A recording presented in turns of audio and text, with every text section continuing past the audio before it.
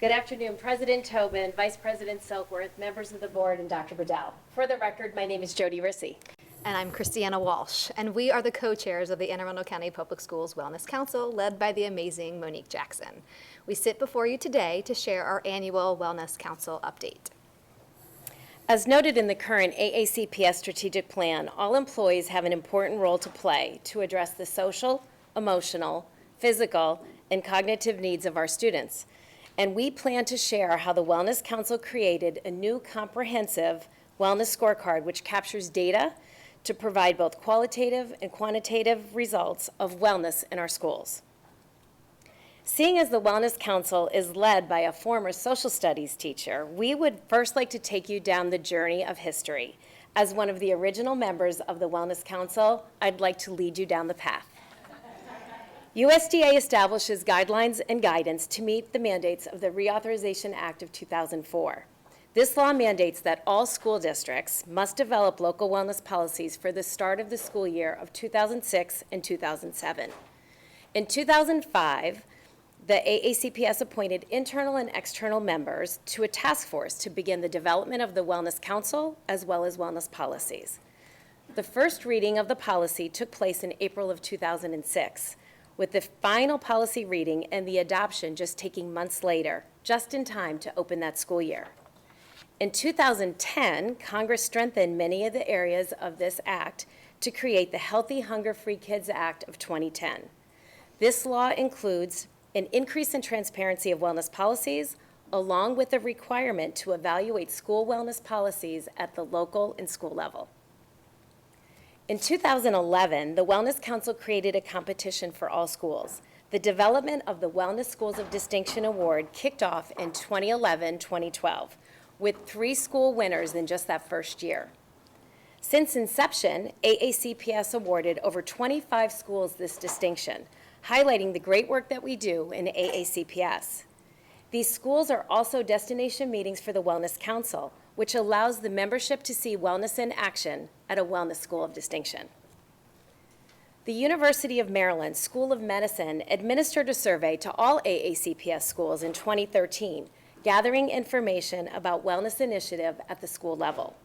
They followed up with a second survey in 2016, and then staff from the University of Maryland School of Medicine participated in board presentations in both April 2014 and April of 2018, sharing the results of the survey. This moves us right along to 2019, where MSDE created a scorecard that focused on nutrition and physical activity. This tool was administered for the next few years. The Wellness Council members were determined to update and administer a new wellness scorecard to better align with the CDC Coordinated School Health Model. Before you is the diagram of the current CDC School Health Model that we follow for all wellness initiatives in AACPS. As you can see, the student is in the center of the diagram, allowing all policies, practices, and processes to align, ensuring all students are college, career, and community ready.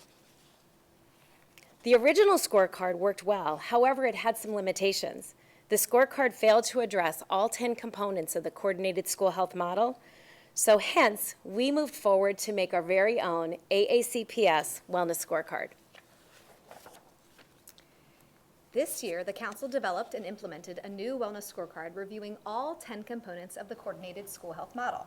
The scorecard allows for schools to evaluate their performance in each of the 10 areas, focusing on 4 pillars: students, staff, parents, and community. Each section also allows for schools to highlight the various best practices that are implemented at the school level. The scorecard concludes by asking each school to create a wellness-focused goal with action steps and responsible team members. Wellness Council membership supports school wellness teams in reaching these goals. We are once again excited and proud to announce that we have 100% participation and completion. And now it is time to unveil the results of our new Anne Arundel County Public Schools Wellness Scorecard. We'd like to share a few highlights with you this year. Let's first begin with the physical environment, where nearly 75% of the schools strongly agree that they have outdoor learning areas that are regularly utilized by students and staff. We recognize that 25% of the schools are still working towards providing an outdoor learning area, and we plan to support these schools in creating a positive outdoor environment. As you will see in all of these slides, like in every part of our school system, there's areas where we may need work, but we are committed to work and support all schools in all wellness initiatives. You can see in this slide, there's students engaged in outdoor classrooms at Rolling Knolls and Jones Elementary School. You can also see the commitment to outdoor learning areas via our design and construction of new schools, which includes inclusive outdoor areas such as this at Old Mill West High School. Next, we'd like to highlight that 85.6% of schools strongly agree that they are purposefully incorporating movement opportunities throughout the school day. Our curriculum and instruction content coordinators are purposely incorporating opportunities for movement into the written curriculum, so teachers have ready-to-use strategies to implement in their classrooms. Here you will see students at Marley Glen Special Center utilizing their sensory walk.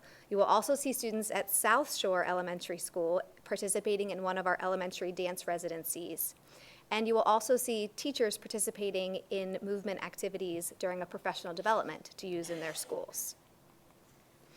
The next slide indicates that nearly 3/4 of the schools strongly agree that workshops are available to families on wellness topics. Our Family Academy provides family access to workshops and resources to use on their own time through the online portal. We also offer in-person parent workshops, and here we have several of those workshops in action, and check out that great attendance. Next, schools agree and strongly agree that facilities are available for all stakeholders outside of school hours. Students rank the highest with 92%. Staff is a close second with 90%, followed by the community at 88% and parents at 86%. We continue to work with schools on ways to engage the community in wellness activities outside of the school day. Here you will see students and staff activities taking place after school hours, from Girls on the Run to yoga to staff yoga. You can also see and check out one of our organized events such as Girls Night Out. Maybe you want to try one of our paint nights or sewing nights, or maybe you want to come to one of our resource fairs to find resources to support your child. We have it all right here in AACPS. As Dr. Bedell has mentioned in many interactions, creating a sense of belonging in our schools is vital to creating a positive, inclusive school environment. There are many groups and organizations that formed pre-COVID, like the Teen Mental Health Advisory and the Anne Arundel County Mental Health Advisory. These are just two examples of initiatives in place to support the social and emotional climate in our school system. To close our highlights from this year's Wellness Council scorecard, we are excited to share that 92% of all schools report that they have initiatives in place that positively impact the social and emotional climate in their buildings. Initiatives like the Kindness Cup competition, kindness walks in the community, wellness walls, or Post-it note walls of hope where students can grab a Post-it with a positive affirmation. There are so many wellness initiatives in place to support a healthy body and mind while also promoting kindness to all. Schools continue to create opportunities where all students feel welcomed and included, like our unified PE, dance, and art courses, and also our unified sports. So you may be thinking, what are the next steps? We will continue to work with schools to strengthen positive wellness outcomes in all 10 areas of the CDC Coordinated School Health Model. We will continue to maintain 100% participation in the evaluation of all wellness initiatives at the school level utilizing our new AACPS Wellness Scorecard. And we will also continue to promote and encourage the use of the AACPS Wellness Toolkit located on aacps.org. And lastly, we're going to continue to assess wellness initiatives at the school and county level to better serve our students, staff, and communities. On behalf of the Wellness Council, we thank Mrs. Jackson for her vision and leadership.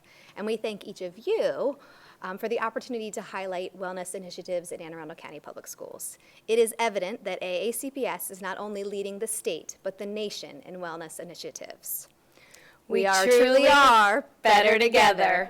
In health and wellness, we thank you.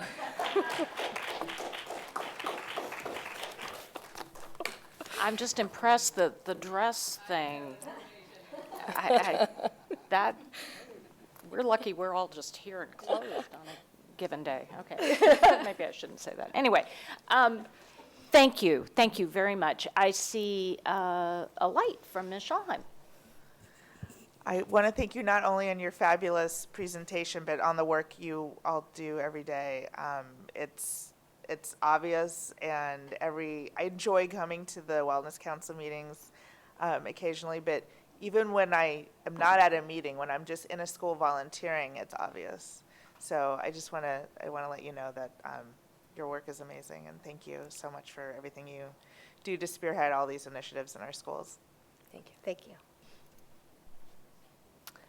I also would just like to add, as a parent of a 2020 graduate, I've always been amazed at the tools she has and the self-awareness she has for handling difficult situations that come up. And she'll often just say, well, you know, when I was in this class, I was taught this, and this was part of our activity. And I just want to thank you for the continuing work that permeates what our students receive, because that's ultimately what tells you that this is working, that they have what they need as they move forward. And I, too, am so grateful for the opportunities I've had to attend some of your meetings and to see the incredible work that is being done with so many different partners.